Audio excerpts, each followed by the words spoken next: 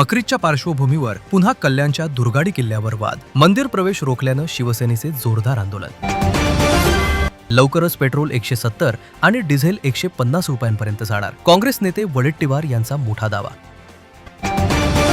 AIMIM नेते वारिस पठाण यांनी बकरीद निमित्त दिला भाईचाऱ्याचा संदेश. म्हणाले, BMCच्या मार्गदर्शक सूचनानुसार सण साजरा करू. जगात अमन शांती कायम राहो.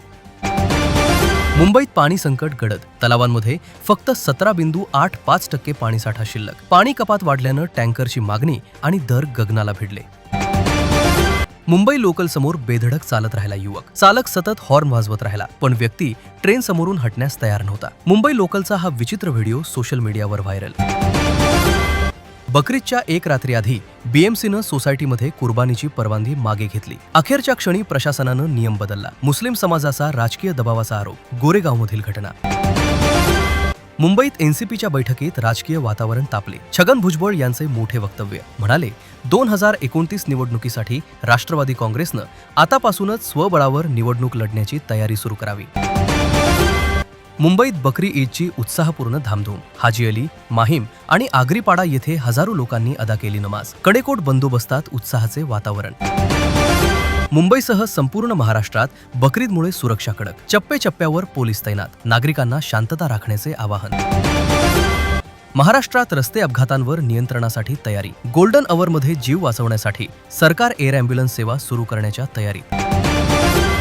शिवसेना नेत्या दीपाली सय्यद यांना जीवे मारण्याची धमकी. रुपाली चाकणकर आणि अशोक खरात यांच्यावर बनणारा चित्रपट ठरला कारण. मुंबईच्या राजावाणी रुग्णालयात खळबळ. वॉशरूममध्ये नवजात बाळ बेवारस अवस्थेत आढळले. पोलीस CCTVच्या मदतीनं पालकांचा शोध घेत आहेत. ठाण्याच्या मीरा रोडमध्ये मध्यरात्री हाय व्होल्टेज ड्रामा. दारूच्या नशेत युवकानं 30 मिनिटे कारचा एक्झिलरेटर दाबून ठेवला. लोकांनी काच फोडून मोठा अनर्थ टाळला.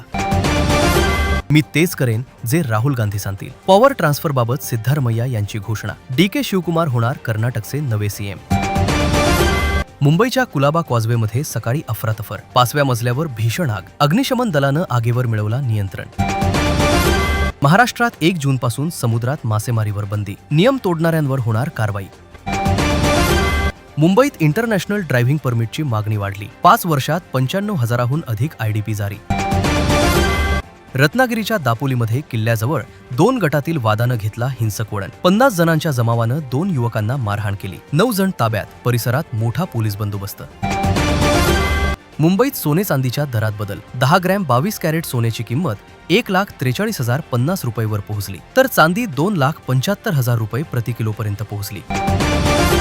मुंबई मेट्रो लाईन 5 मुळे प्रवासाचा वेग वाढणार. ठाणे ते कल्याण कनेक्टिव्हिटी होणार सुपरफास्ट. प्रवासाचा वेळ 50% पर्यंत कमी होण्याची शक्यता.